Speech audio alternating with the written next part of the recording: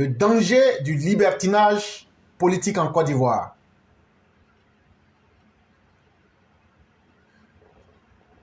C'est un texte de notre père du Canada. Et le texte, à travers le titre même, vous comprenez déjà, le libertinage, on peut appeler ça le vagabondage politique, pour simplifier. Les dangers du vagabondage politique en Côte d'Ivoire. Maintenant, si on dit de citer les vagabonds politiques là, en Côte d'Ivoire là, vous-même vous connaissez à combien de vagabonds politiques en Côte d'Ivoire? On va les citer. Moi, je sais que Soro Guillaume était un vagabond politique. Blé Boudé était un vagabond politique en grand caractère. Laurent Gbagbo est un vagabond politique 3 fois en grand caractère. Henri Konan Bédié est un vagabond politique. Voilà l'exemple de quelques vagabonds politiques. Parce qu'un vagabond, là, lui, il a trop de temps.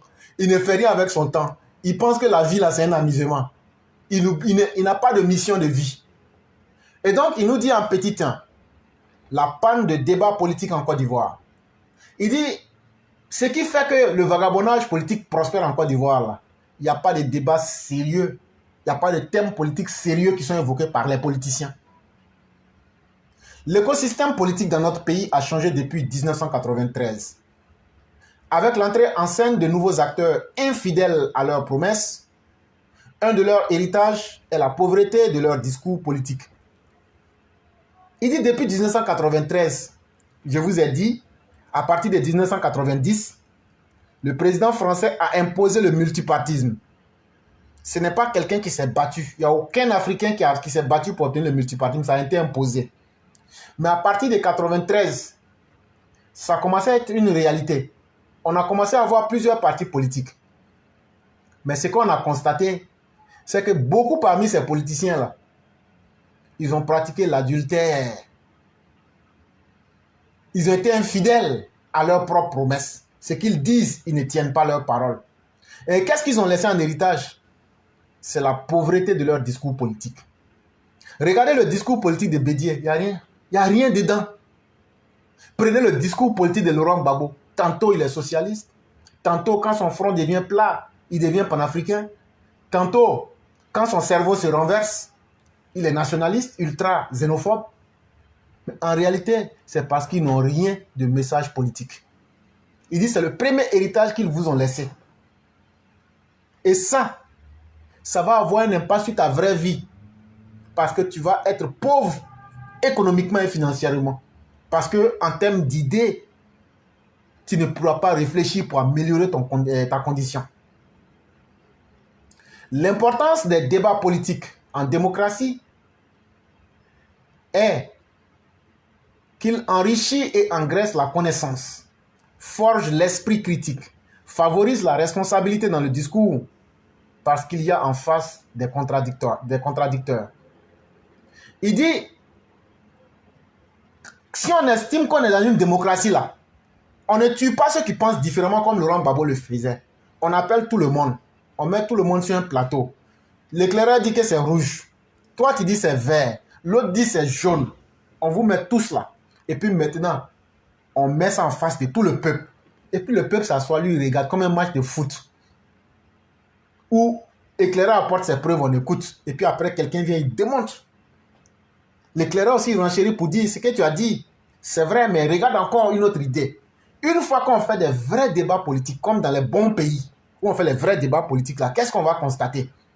Nous qu'on appelle les petits peuples là, nous là, c'est que nous on est devant nos télévisions là, mais on devient plus intelligent parce qu'on va découvrir.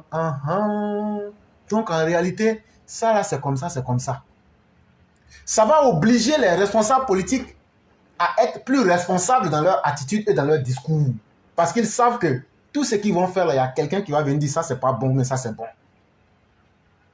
Or, c'est ce que Laurent Gbagbo, c'est ce que Henri Konan Bédié n'ont jamais voulu. Parce que ça va rendre les Ivoiriens intelligents. Et ça va permettre aux Ivoiriens de poser les questions sur ce qu'ils ne comprennent pas. Et donc, c'est pourquoi vous ne voyez pas de liberté de parole. Et ceux qui parlaient étaient assassinés. Malheureusement, cette panne au processus de confrontation des programmes politiques a créé un handicap de 20 ans de crise d'idées à laquelle l'État ivoirien est désormais confronté. Il dit, mais là encore, tellement même là, le débat politique ivoirien est vide, Aujourd'hui, vous avez vu, de 1993 jusqu'en 2023, il n'y a jamais eu de confrontation programmatique. Ça veut dire, on n'a jamais vu une élection avec des véritables candidats où on a abordé exclusivement les questions basées sur les programmes, en comparant les programmes. Alassane dit, lui veut faire tel programme. Comment s'appelle son programme? Son programme s'appelle la Côte d'Ivoire émergente. L'autre, ils n'ont pas de programme, ils n'ont même pas de nom. Mais prenons un exemple comme ça. Eux, ils disent la Côte d'Ivoire, projection 2060. On dit comme c'est comme ça, là. On sait déjà, vous deux, vous avez des programmes. Venez, on va les confronter maintenant. Alassane parle jusqu'à on dit, bon, tu vas faire comment? Il explique tout. Après, l'autre, on lui demande, tu vas faire ton programme comment? Lui aussi, il explique pour lui. Et puis, toi, tu es assis là, tu compares, tu dis, ok, on dirait l'autre programme là, c'est intéressant. Hein? Donc, le programme qui t'arrange là, c'est ça, tu votes. Tu ne votes pas pour les gens. Mais qu'est-ce qu'ils ont fait? On dit non, Alassane est burkinabé, Bédié est ghanéen, Laurent Gbagbo, lui, les Maliens. On perd le temps aux Ivoiriens dans ces trucs-là. Bon, même s'ils sont Soudanais là-haut, mais c'est eux qui sont en train de nyangami le pays là. À la fin de la journée là, c'est eux qui nyangami le pays. Si c'est pas l'un, c'est l'autre. Bon, au-delà de leur nationalité là, malgré qu'ils sont burkinabés, maliens, tout là, ils vous gouvernent tous. Ils vous ont tous gouverné. Donc qu'est-ce qu'on fait? Est-ce qu'il n'est pas temps de demander à chacun d'eux, vous, votre affaire de burkinabé, votre affaire des Ghanéens, votre affaire des Maliens là, on est fatigué avec ça. Si tu veux venir faire la politique, il faut venir avec ton programme. On ne veut plus entendre que l'autre est comme ça, l'autre est comme ça. Mais vrai Ivoirien, faux Ivoirien là. De toute façon là, personne ne sera moins Ivoirien que l'autre. Et personne ne va donner la place à un autre Ivoirien. Vous êtes tous Ivoiriens. Et donc, ils ont favorisé la médiocrité en politique. Et il est plus facile pour eux de convaincre leur population ou même leur tribu que c'est les autres qui veulent leur arracher le pain de la bouche. Donc, on crée des ennemis artificiels. On dit non, c'est les hommes du Nord qui sont les ennemis des autres. C'est les hommes de l'Est qui sont les ennemis de l'Ouest. C'est les hommes du Centre qui sont les ennemis des temps. Et quand c'est comme ça, là, eux, ça cache leur irresponsabilité. Ça cache leur incompétence à pouvoir produire un sujet de réflexion, un sujet de campagne dans lequel les Ivoiriens vont pouvoir regarder pour dire, bon, ça là, Alassane Ouattara, ton programme est bon, hein, mais à faire des hôpitaux là, toi, tu ne donnes pas beaucoup d'hôpitaux. L'autre là, lui, donne 100 hôpitaux plus que toi. Donc là, nous, c'est qu'un homme qui n'est pas en bonne santé là, tu ne peux pas le travail. Sinon, ton programme de travail là, c'est bon. Une fois qu'on va mettre les Ivoiriens dans ce schéma de pensée là, c'est pas n'importe qui pourra faire politique en Côte d'Ivoire. Ça, je vous le dis, hein. C'est pourquoi ils maintiennent le débat dans la médiocrité. La pauvreté des débats contradictoires profite à une opposition à court d'arguments. Pour compenser cette déficience, elle se contente de faire des déclarations circonstancielles au cours des points de presse, sans penser aux conséquences et aux répercussions dans la conscience collective nationale. Il dit donc, c'est cette médiocrité dans la politique là qui fait que tu vas voir, non, et comment on va faire même pour essayer d'impressionner les gens. Bon, vous savez ce qu'on va faire, non? Et bon, ça c'est au CSP, ils ont pris ça, le sexe secret de Gbagbo là. Bon, allons dans la cour de la CI là, dans leur garage là, on va aller là-bas pour dire, moi je vais laver mon nom, je vais laver mon nom. Là, quand c'est comme ça là, comme le peuple là, lui n'est pas malin. Ils vont sur Gbagbo. Gbagbo, il est parti à la CI. Il dit, il va laver son nom. Hey, ça là, c'est du vuvuzela. Laurent Gbagbo sait où on doit laver son nom, c'est la justice. Il devrait aller au parquet pour dire, je suis venu pour laver mon nom. Et pour laver son nom là, il a le savon là. Il a le savon et puis la brosse là en main. Mais lui-même, il n'a pas courage pour laver. Sinon, pour laver son nom là, il se rend au tribunal. Il dit, bon, comme mon nom est sale là, comme Jésus là, j'assume, mettez-moi en prison. Le jour que vous allez me libérer, si je suis vivant là, je vais venir là, je vais moi-même laver mon nom. Laurent Gbagbo, ce n'est pas quelqu'un qui va laver ton nom à ta place. Un vrai garçon là, il lave son nom lui-même. Tu vas en prison, tu assumes. Le jour que Laurent Gbagbo va faire ça pour dire, je suis venu me livrer à la justice, que vous me mettez en prison. Si c'est 20 ans là, je vais faire mes 20 ans et puis après je vais sortir là. Ce jour-là, moi-même là, je vais être le premier militant du PPAC. Et c'est ce jour-là que je vais apprendre à respecter le ver d'été en décomposition. Mais non, ils sont dans leur truc là, ils prennent des petites idées bizarres. Et bon, il y a quel plan qu'on peut faire? Bon, toi, il faut aller à Koumassi là-bas, tu insultes le maire de Koumassi. Bon, toi, connais Katina, il faut aller de l'autre côté là-bas, tu dis ouais, que Ouattara est comme ça, tu insultes sa maman. Odette Lorion, toi, il faut dire que ouais, qu'il est burkinabé, ça fait longtemps, c'est en 90, il est venu en Côte d'Ivoire. Voilà, c'est dans ça qu'on est. Mais on n'a jamais abordé les vrais thèmes pour dire, bon, il y a combien d'universités en Côte d'Ivoire? Est-ce que c'est suffisant? Est-ce que la méthode d'enseignement en Côte d'Ivoire est une bonne méthode qui répond à nos besoins? Voilà les vraies questions politiques que les uns et les autres devraient débattre sur nos plateaux de télévision.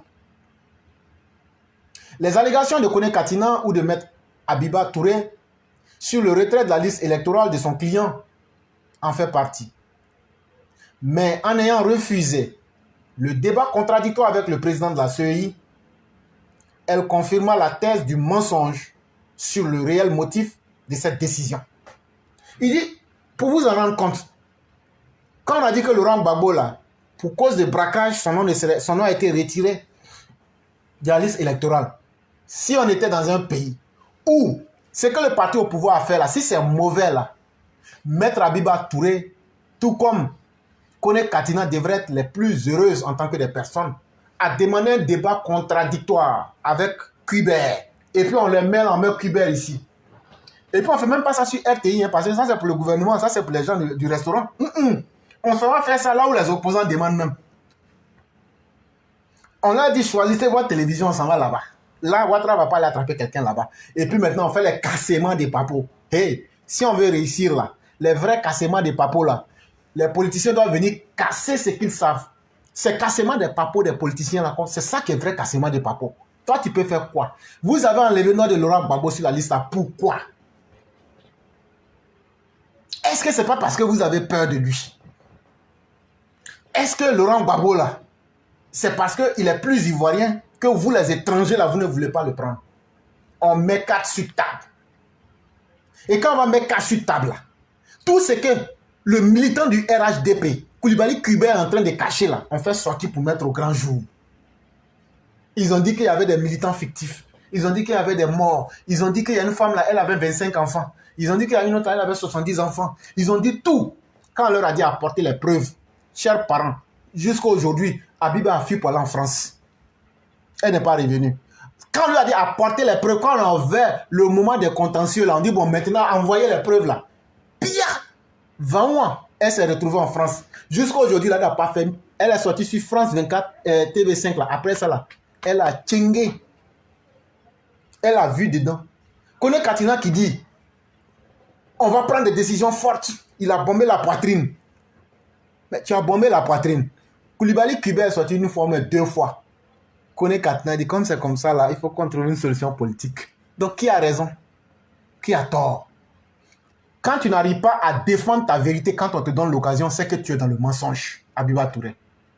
Quand tu bombes le torse et que l'autre qui est là vient te montrer que tu n'es pas dans le droit et que tu es dans le faux là, tu es obligé de te dégonfler comme le Katina pour demander à aller rencontrer le président de la CEI, la queue entre les jambes. Donc là, le mensonge là, il peut prospérer. Mais quand la vérité vient là, le mensonge s'enfuit. Ainsi donc, mettre fin aux accusations sans fondement factuel en politique consiste à faire l'expérience directe de la confrontation par le débat politique, à travers lequel l'invité est soumis à l'épreuve de la transparence. Il dit, il n'y a pas 2 médicaments. J'ai un médicament de bobo du man, j'ai un médicament de chopis, j'ai un médicament de mal de dents. Tout ça là, toi tu as dit tout ça là, tu dis tu soignes sida, tu soignes coco, tu soignes bobo du man, tu soignes quoi là encore là même là. Tout. Mais tout ça, tu dis tu soignes ça avec un médicament qui s'appelle Laurent Gbagbo. On dit bon, venez maintenant. On va vous mettre à la télévision maintenant et puis on va vous poser les vraies questions. Devant le peuple. Ils disent ils ne viennent pas. On a pris Grimier, on va les prendre, ils disent ils ne viennent pas. Kone Katina dit même si vous m'attachez avec Grimier là, je ne viens pas. Abiba a fui. Elle dit vous pensez que moi je suis bête et je sais que vous n'avez pas visa. Moi je venais pour faire mon chocolat. Mais après là, moi j'ai déjà pris ma valise d'argent avec Laurent. Donc là je m'en fous. Laurent, moi je ne vais pas assumer la honte à ta place. Elle a tchengué. Ah, donc il y a un médicament pour vous. Déjà, on peut trouver médicament. Donc s'il y a vrai débat là, c'est votre médicament. S'il y a vrai débat politique là, on dit bon viens. Il faut venir avec tes arguments, hein, parce que ce n'est pas pour dire on va aller pour revenir. Mais on ne les a pas vus. Donc là, votre vrai médicament là, c'est débat politique avec les preuves, débat public devant tous les Ivoiriens. Quelqu'un disait en 2010, les preuves entre guillemets surabondent. Cette déclaration a été produite à l'occasion d'un meeting à Williamsville. Donc, hors du champ de la confrontation, avant le second tour de la présidentielle, mais au moment de l'épreuve du débat, tel un faucon pris qui ne se bat plus, l'accusateur se taira. La supercherie fut découverte. Ça là, vous savez que moi, ma bouche, ça ne peut pas caler son. En 2010, Laurent Gbagbo s'est promené partout. La vidéo, elle est sur notre page. Hein? Voilà. Et j'ai fait toutes les études qu'il fallait. Vous pouvez regarder. Quand je vais rencontrer Ouattara, je vais lui dire en face, tiens, menteur. Ouais. Quand je vais le rencontrer là, je vais lui dire, c'est toi le père de la rébellion. Quand je vais rencontrer Ouattara, je vais le jaiser. C'est Laurent Gbagbo qui disait ça. Nous, on a dit, ouais. Il dit, nous, là, notre vie là est mort dans le film là. Il dit, le brave est mort dans le film là. Tiens. Le jour là, ils ont fait le débat. Quand ils ont fait le débat là, ça a été l'une des premières questions.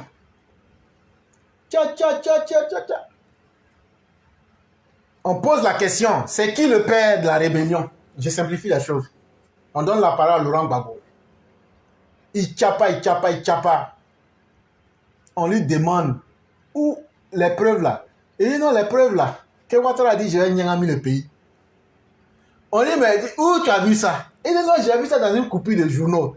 C'est-à-dire qu'il y a des journaux, mais un journal peut écrire n'importe quoi. Il dit non, lui, il a vu ça dans une petite coupure de journal, d'un journal là. Donc lui, il a pris ça. Donc c'est ça qui fait que Ouattara est le père de la rébellion.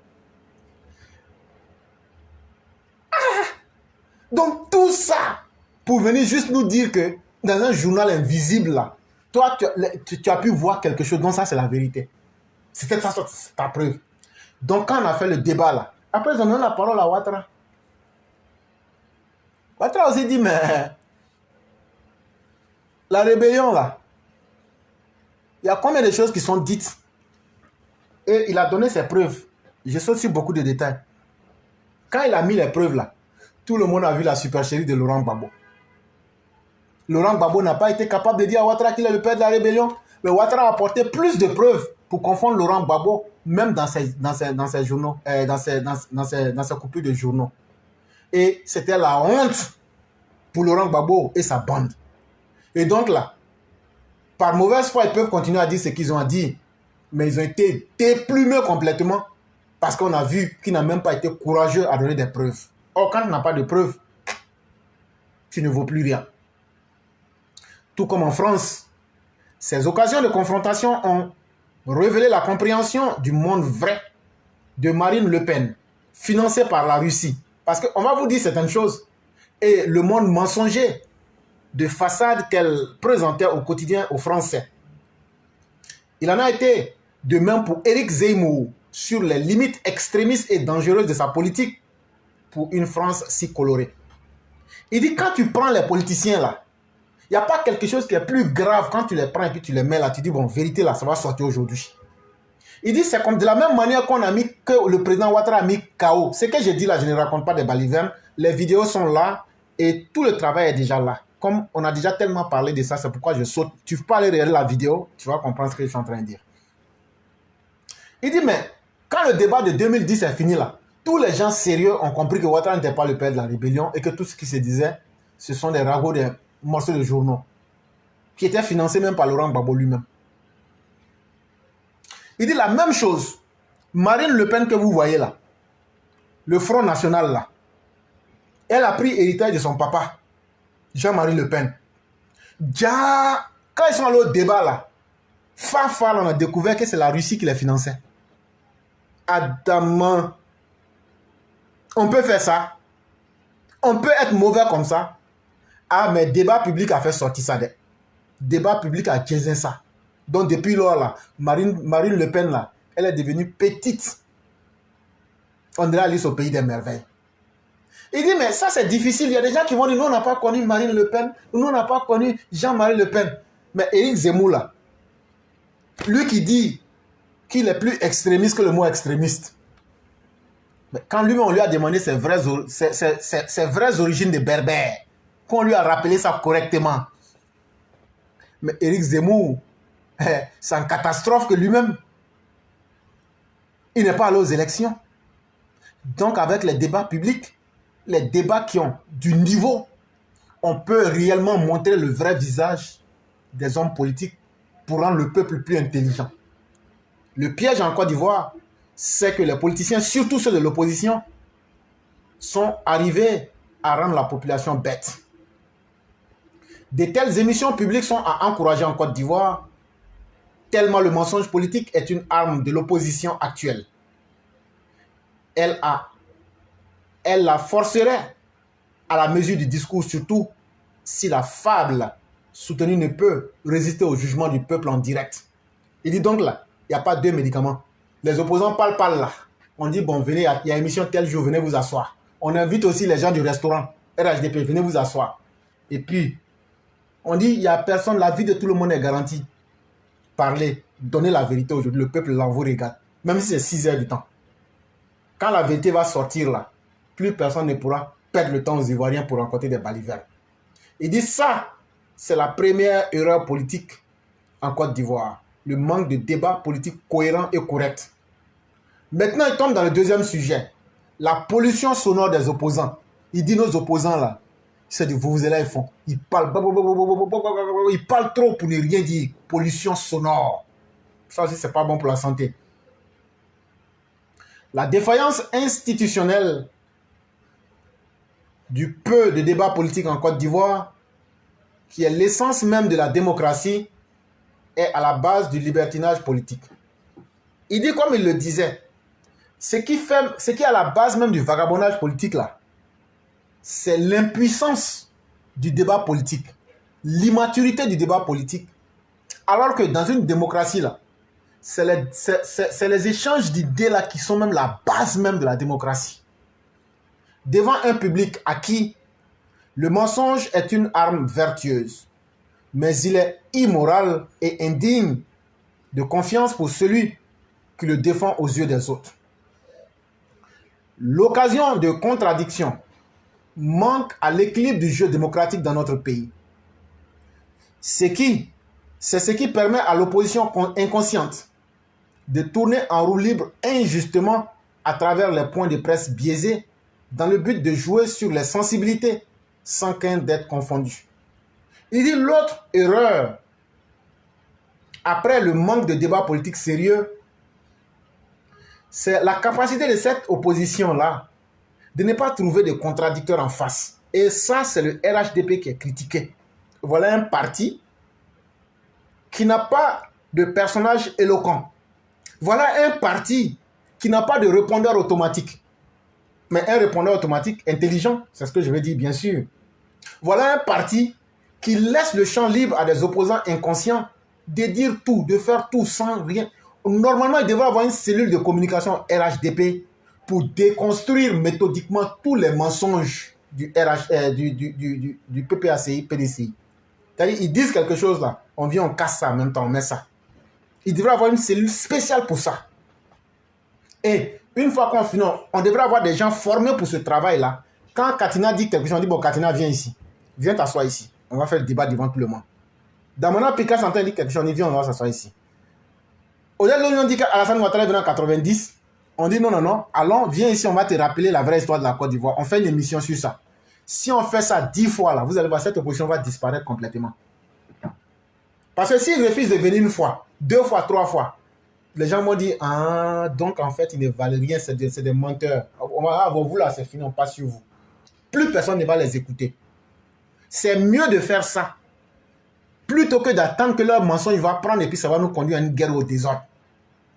Et donc, le RHDP gagnerait à créer des cellules de réaction et d'anticipation face à l'inconscience des opposants ivoiriens qui se trouvent en terrain conquis et qui peuvent tout faire. Si ce n'est pas des points de presse, c'est des meetings sauvages et des manifestations sauvages. C'est le mot du ministre de la Communication que j'utilise pour essayer de confondre le peuple. Mais tout ça, ils le font parce que le peuple est ignorant des réalités. Mais quand on est au pouvoir, là, on a tout. Aujourd'hui, là, vous avez accès à tous nos archives. Vous avez accès à tous les moyens de renseignement. Vous devrez être capable de les utiliser. On ne dit pas de donner toutes les informations, mais de donner à des communicants sérieux à des communicants formés et à des communicants efficaces la possibilité d'ouvrir le champ des discussions et de la contradiction.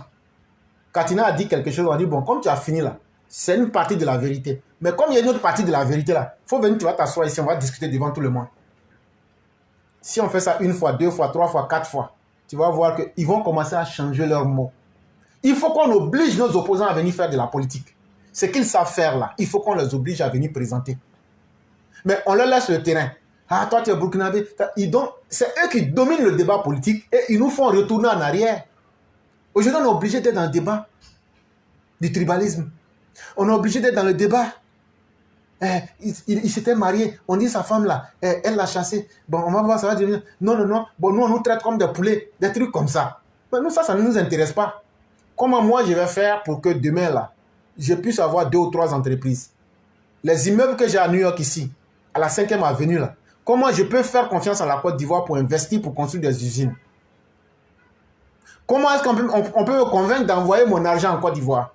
Parce qu'aujourd'hui, moi, je vous parle en toute sincérité, moi, j'ai peur d'envoyer mon argent en Côte d'Ivoire. En toute sincérité, je n'ai pas beaucoup d'argent, mais même si c'est 100 francs là, je préfère laisser 100 $. C'est une garantie sûre au moins, plus que le franc CFA. Et c'est le rôle des dirigeants politiques de mettre le peuple en confiance. Plutôt que de nous mettre dans des histoires. Non, c'est gâté. C'est gâtant les gars. Mais non, on s'en fout de ça. Ce n'est pas les gars qui font la vie.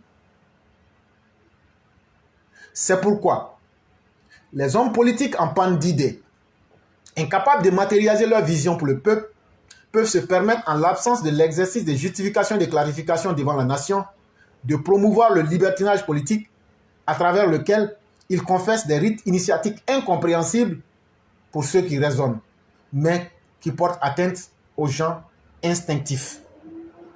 Il dit donc, tant qu'on ne va pas faire ça là, tant que le RHDP ne va pas faire ça là, c'est une injustice que le RHDP cause à lui-même, cause à la Côte d'Ivoire, parce qu'il était temps qu'on puisse savoir si Ouattara est burkinabé ou pas. Bédié est vivant, Babo est vivant. On devrait être capable de les inviter un jour tous les 3. Et puis on va venir nous dire là, le papa, chacun va montrer son papa. Chacun va montrer sa maman. Chacun va montrer où il est né. Chacun va montrer comment il est né. Et puis on close ce débat là. Plus personne ne pourra encore faire une nouvelle guerre pour dire que Ouattara est étranger. Ou même qu'on dit que Ouattara est étranger, non, on a fait rébellion. Ça veut dire une seule émission télévisée allait suffire. Si Ouattara refuse de venir là, c'est qu'il est burkinabé. Si Bédié refuse de venir là, c'est qu'il est ghanéen. Si Laurent Gbagbo refuse, celui qui va refuser de venir là, c'est qu'il est malien. Et ça, ce débat, on finissait avec ça. Qui est le père de la rébellion? Sorogum, tu es en exil avec ta boîte de sérum. Mais malgré ça, là, on va faire ça par Skype ou WhatsApp. Tu seras là. On va toucher le vrai père de la rébellion. Quand on finit, on ferme cette page-là. Qui sont les initiateurs de la xénophobie en Côte d'Ivoire? On soulève ces questions-là. On montre tout ce que la xénophobie a fait de mal en Côte d'Ivoire. Et puis on dit au peuple ivoirien, les voici assis en face de vous. Si c'est ce que vous voulez revivre et que c'est ce que vous voulez que vos enfants revivent là, en tout cas, nous on n'est pas avec eux. Voilà les xénophobes là. Laissez-les avec ce qu'ils sont. Une fois qu'on fait ces présentations-là, la Côte d'Ivoire est sauvée. C'est-à-dire, avec 3 émissions télé, la Côte d'Ivoire est sauvée. 3 émissions télé avec ces thématiques-là, la Côte d'Ivoire est sauvée. La 4e thématique, c'est de mettre maintenant en exergue la capacité des hommes politiques. Parce qu'on va vider le contentieux. Et maintenant, venir au vrai débat politique, tu es capable de quoi? Cet homme, depuis qu'il a été radié du gouvernement, s'est réconcilié avec sa vraie nature, comme il n'en est de même pour plusieurs d'entre eux depuis leur perte du pouvoir en 2010. Tous pratiquent le libertinage politique, c'est-à-dire faire ce que l'on veut, comme l'on veut, avec le sceau du repli identitaire qui conduit inexorablement à la violence politique dans le pays. Il dit donc tant que le RHDP et le gouvernement n'auront pas compris cela et utiliser les moyens qui sont à sa disposition aujourd'hui pour amplifier les débats et surtout les contradictions et mettre chacun en face du peuple avec ses vérités et ses contradictions, il dit malheureusement, Laurent Gbagbo va toujours utiliser ses méfaits, ses iniquités pour se réconcilier avec sa vraie nature qui est le désordre, l'anarchisme, et ses amis vont le suivre dedans, comme ils le font depuis le 11 avril 2011 quand ils ont perdu le pouvoir. Et donc ils vont toujours continuer le libertinage politique, le vagabondage politique, l'immaturité politique, la médiocrité politique, en faisant ce qu'eux veulent faire, comme ils veulent le faire, parce qu'ils ont toujours l'argument que chaque fois qu'on dit que Ouattara n'est pas ivoirien et que l'autre est étranger, il y a des gens qui vont les écouter. Et ces gens qui les écoutent là, quand eux relaient ce message, ça énerve les autres Ivoiriens. Ça va nous conduire à une nouvelle violence. Parce que ceux qu'on veut traiter de non-Ivoiriens là, eux on les rend violents. Et le jour qu'il y aura une petite situation là, ça va conduire à la violence politique. Il dit que ce n'est pas encore fini. Il y a le binarisme du débat politique. Il va nous expliquer ça aussi. Dans une totale abdication de la raison, les mêmes narratifs identitaires sont réutilisés après qu'ils aient été tués en 2011. Mais malheureusement, ils refont surface de plus en plus dans l'espace public en cherchant une compensation à leur déficit conceptuel de programme politique. Ils imaginent et fabriquent des boucs émissaires pour justifier leurs incapacités à convaincre sur les faits. Il dit malheureusement, il n'y a pas plus grave qu'un destin funeste que tu pensais avoir dépassé, mais qui te rattrape là où tu pensais te réfugier. Ça veut dire qu'il y a un lion qui court derrière toi. Tu as pu sauter le trou qui était entre toi et le lion, tu te retrouves de l'autre côté. Et au moins tu dis, maintenant je peux me reposer un peu là. Au moins tu te retournes, tu vois le même lion arrêté en face de toi. Il dit, c'est comme ça que le problème ivoirien a été. On a fait rébellion. On a connu le temps de Babo. On a connu le temps de Bédier. On a connu le temps de Gueye. On a connu tout ce qu'il fallait connaître qui peut aider un peuple à quitter dans des problèmes aussi graves que ce que la Côte d'Ivoire a connu avec le problème de la division identitaire.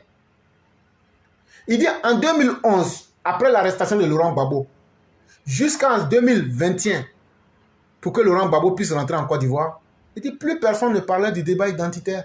Les Ivoiriens avaient fini par dire c'est une question inutile, vivons ensemble en tant qu'un peuple, avec une union de pensée et puis évoluons.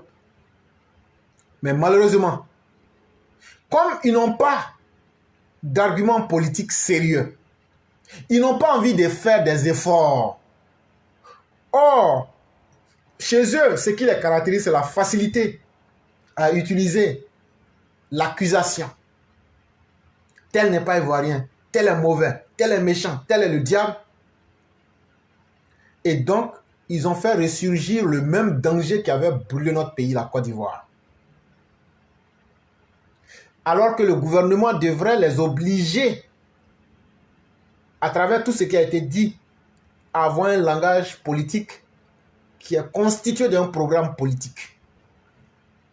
Et de surtout nous montrer comment ils vont le mettre en place.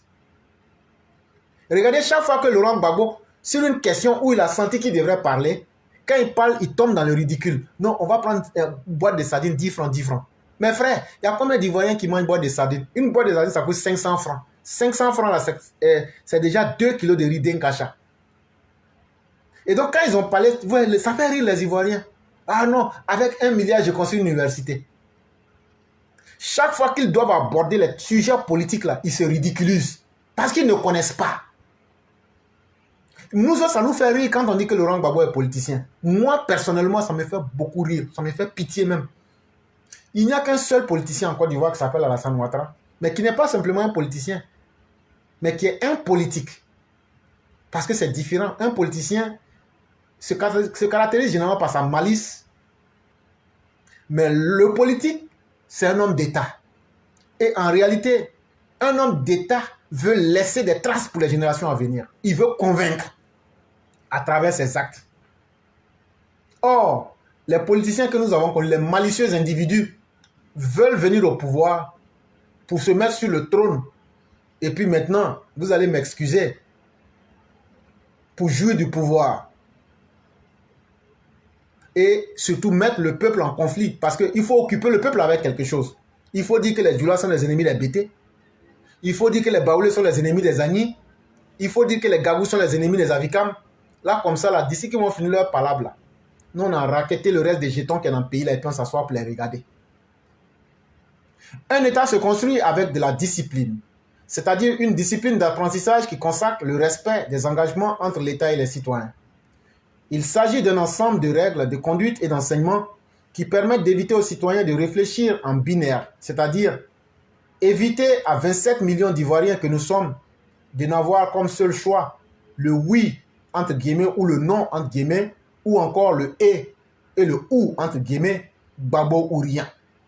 Cette binarité consiste à empêcher le peuple de réfléchir, pousse à choisir un camp arbitrairement plutôt que d'utiliser la raison pour faire un choix éclairé à la lumière d'un programme de gouvernance. Il dit malheureusement, tant qu'on se confine dans un débat politique facile où on prend la vie de 27 millions d'Ivoiriens, on dit c'est soit Gbagbo mais c'est soit Ouattara. C'est soit le bien ou c'est soit le mal. C'est soit le oui ou le non. C'est soit le et ou le ou. On rend le peuple bête. On fait que le peuple n'arrive plus à utiliser sa raison. Ah, comme je suis bêté là, comme je suis Dida là, c'est que toi et puis moi on est cousins. Donc mettons-nous ensemble contre les douleurs là. Ah, donc c'est nous ou rien. C'est Babo ou rien. C'est Ado ou rien. Etc. etc.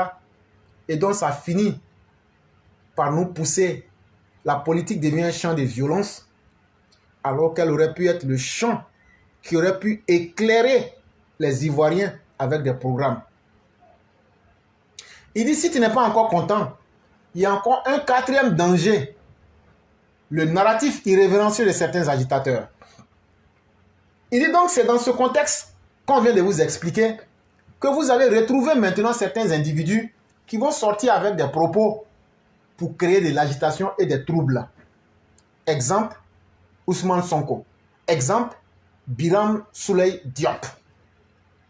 Au Sénégal, le libertinage politique qu'a utilisé le député Biram Souleye Diop, partisan de l'opposant Ousmane Sonko, pour intimider les Sénégalais à travers une déclaration d'accusation avec irrévérence envers le président sénégalais et ivoirien,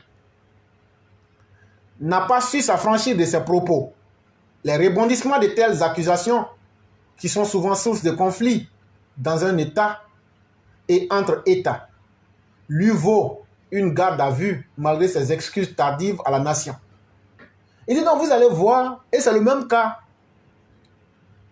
vous allez retrouver des petits chihuahuas, comme disait Mère Blanc, impolis avec leur museau, chaque fois en train de faire des bruits pour montrer qu'ils sont là alors qu'ils n'ont pas la taille ni la carrure qu'ils veulent présenter aux gens.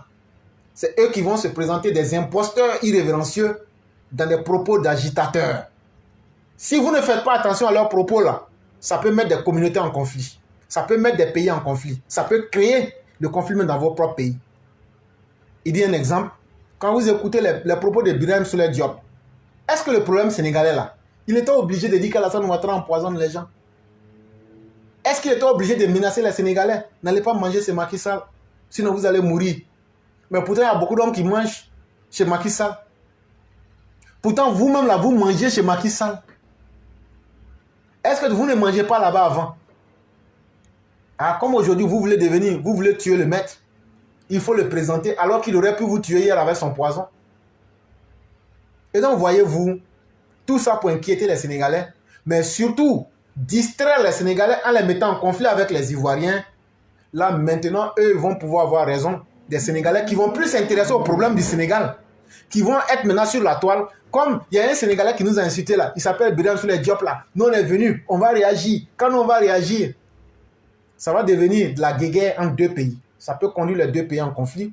Ça peut créer une crise diplomatique. Ça peut créer un conflit dans le Sénégal. Et ça peut amener les Ivoiriens qui sont en Côte d'Ivoire à attaquer les Sénégalais qui sont en Côte d'Ivoire.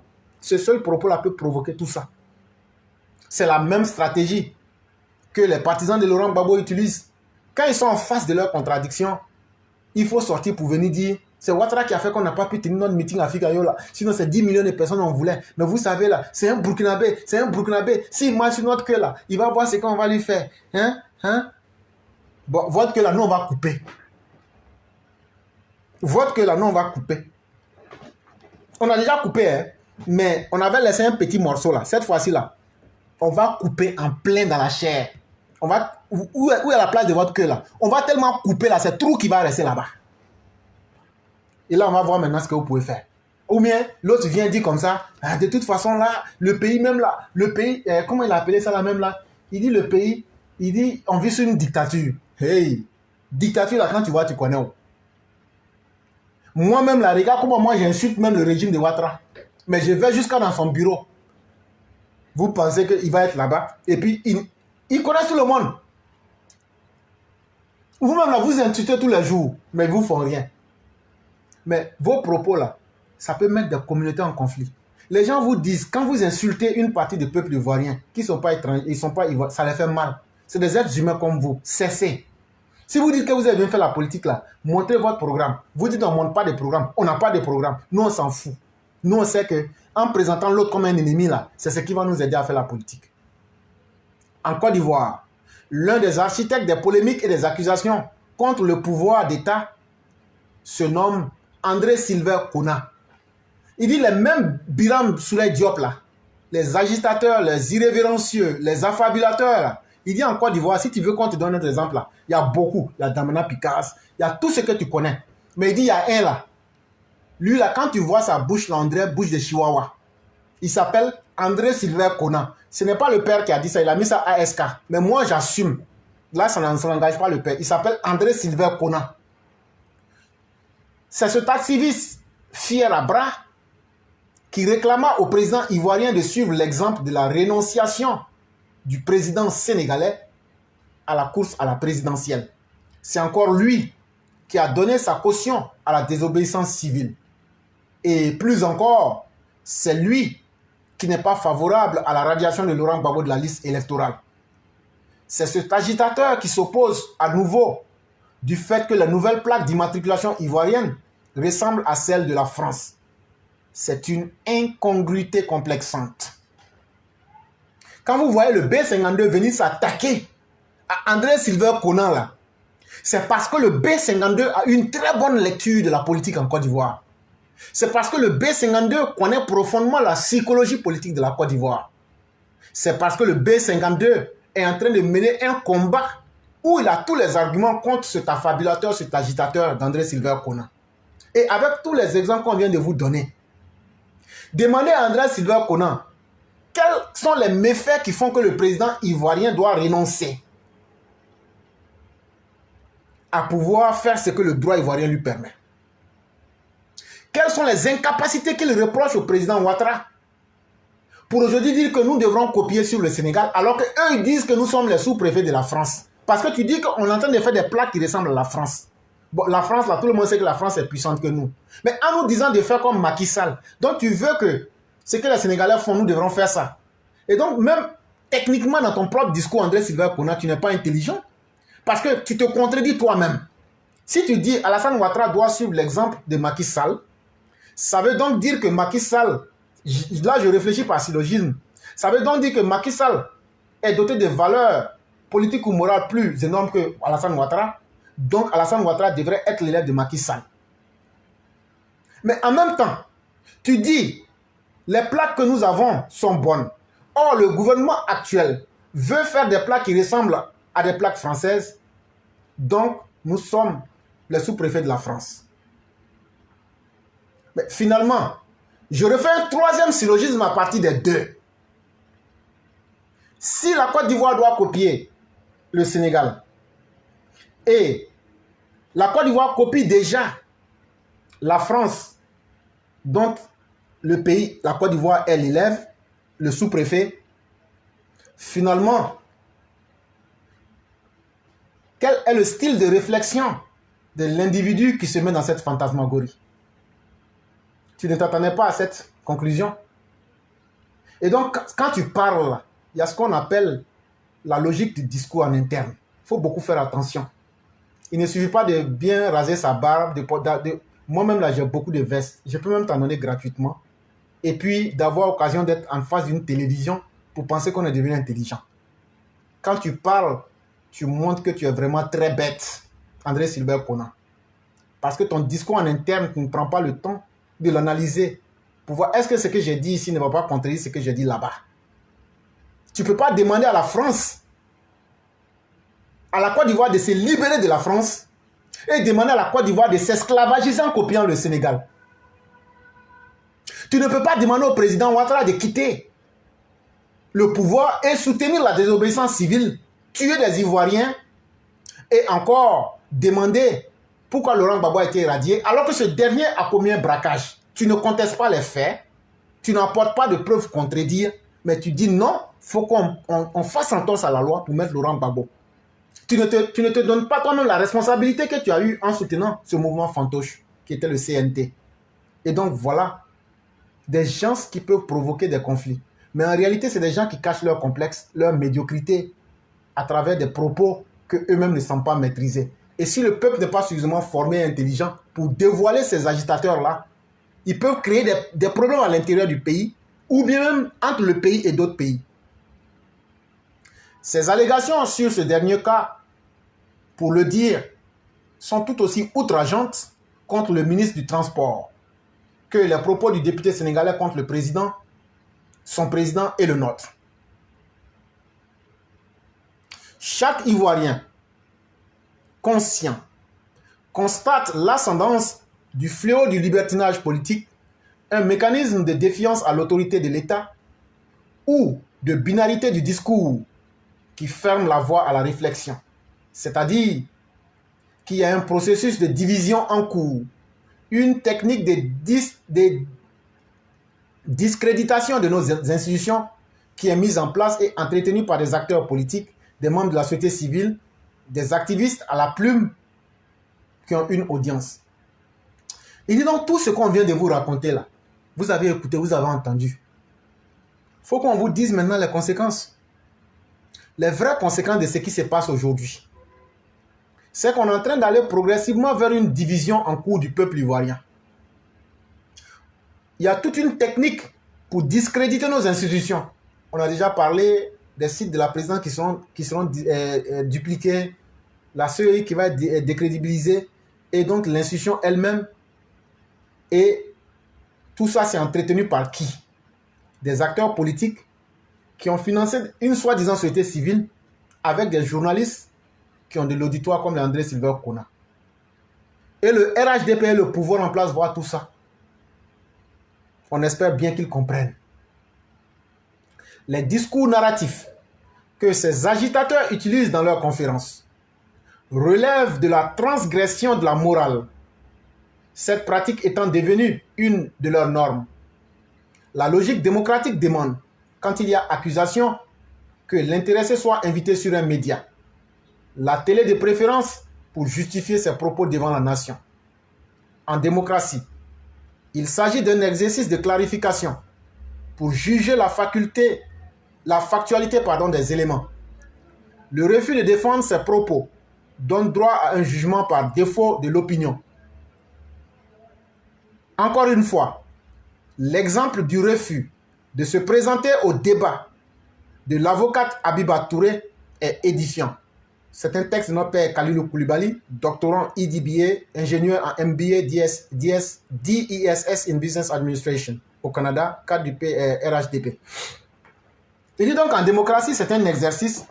La démocratie ne peut pas avancer si on ne clarifie pas les choses.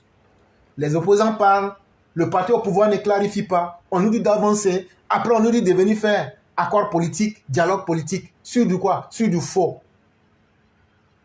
Alors que quand on a accusé quelqu'un, on doit donner à cette personne-là la capacité de venir se défendre devant l'opinion publique. Et celui qui a accusé, là, on l'appelle. Comment on va appeler l'autre? On ne peut pas toi aussi te laisser. Venez, on va s'asseoir pour parler. Si tu refuses de venir, ça veut donc dire que c'est toi qui es le menteur. Tu as accusé, mais tu as été incapable. Et il dit l'exemple qui le prouve, c'est l'exemple d'Habiba Touré. Elle a accusé. Il y a 1000 morts sur la liste. Il y a 250 000 morts. Il y a une femme qui était en grossesse. Elle a accouché 50 enfants. Ils sont sur la liste. C'est comme ça. On dit qu'il faut apporter les preuves. Puis elle n'est plus jamais revenue. Et donc, elle s'est condamnée elle-même de facto à la sentence qu'elle est devenue une menteuse, une indigne et une personne sans crédibilité qui ne peut même pas soutenir devant le peuple ce qu'elle a affirmé. Et ça, c'est très honteux.